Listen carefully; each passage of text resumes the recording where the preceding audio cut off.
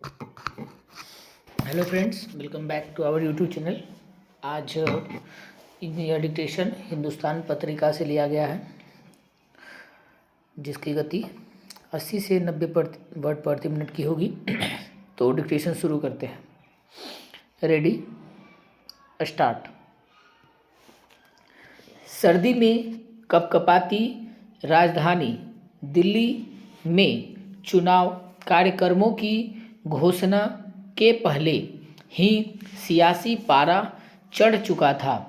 उद्घाटनों, शिलान्यासों, लोक लुभावन वादों के सिलसिले, नेताओं की बदजुबानी और कार्यकर्ताओं की आक्रामकता इस बात की गवाही दे रही थी। अब जब चुनाव आयोग ने 5 फरवरी को एक ही चरण में सभी 70 विधानसभा क्षेत्रों में मतदान और 8 फरवरी को मतगणना का ऐलान कर दिया है, तो राजनीतिक तापमान का और बढ़ना लाजिमी है।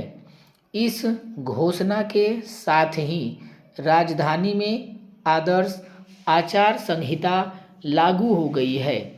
आयोग ने बाकायदा केंद्र सरकार से कहा है कि अगले आम बजट में वह दिल्ली केंद्रित किसी योजना की घोषणा नहीं कर सकती।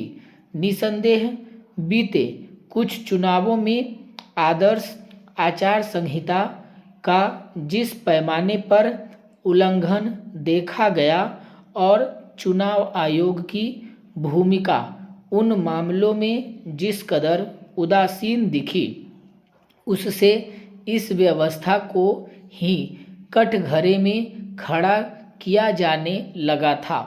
मगर हम इस तथ्य को नज़रअंदाज नहीं कर सकते कि इस संहिता की बदौलत ही चुनाव आयोग मतदान को प्रभावित करने वाले कई अनुचित तरीकों पर शिकंजा कसने में कामयाब होता रहा है।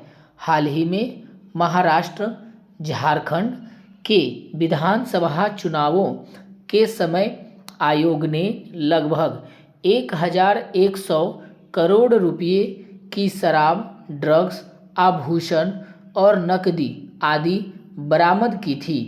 दिल्ली विधानसभा का चुनाव इसलिए भी अहम है कि इसका असर राष्ट्रव्यापी होता है। दिल्ली सरकार की संवैधानिक शक्तियां भले ही सीमित हों, मगर राष्ट्रीय मीडिया के केंद्र में होने के नाते इसके नेताओं की तुरंत राष्ट्रीय अंतर्राष्ट्रीय पहचान बन जाती है। इसमें कोई दो राय नहीं हो सकती कि दिल्ली को एक मॉडल स्टेट बनाना चाहिए था, मगर न यह विकास का मॉडल बन सका और न ही सुचारू संघीय शासन प्रणाली का।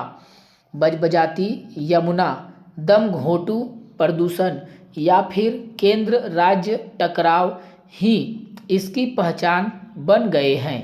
विडंबना यह है कि इसके लिए किसी एक दल को दोषी नहीं ठहराया जा सकता, क्योंकि यहाँ की सत्ता के तीनों मुख्य दावेदारों भाजपा, कांग्रेस और आम आदमी पार्टी ने इस नगर प्रदेश पर शासन किया है।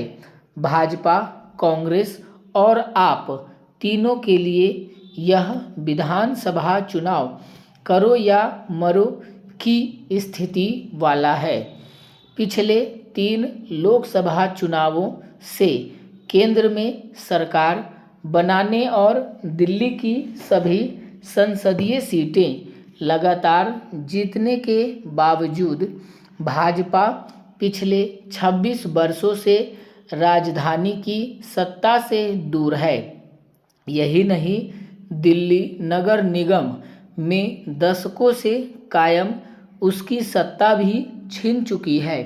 ऐसे में इस 30 को वह इस विधानसभा चुनाव में जरूर दूर करना चाहेगी।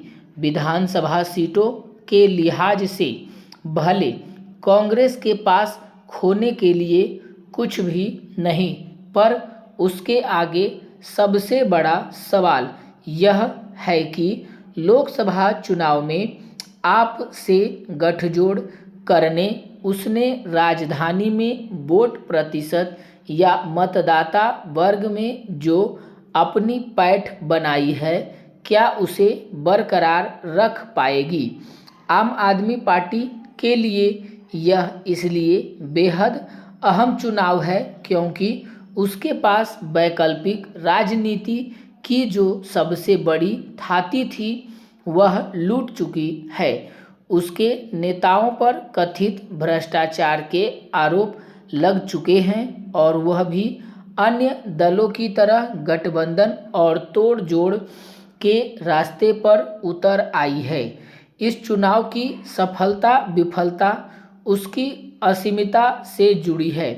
इस चुनाव में परीक्षा सिर्फ इन राजनीतिक पार्टियों की नहीं होगी बल्कि दिल्ली के मतदाताओं की भी होगी कि वे अपनी समस्याओं के प्रति कितनी सजगता दिखाते हैं।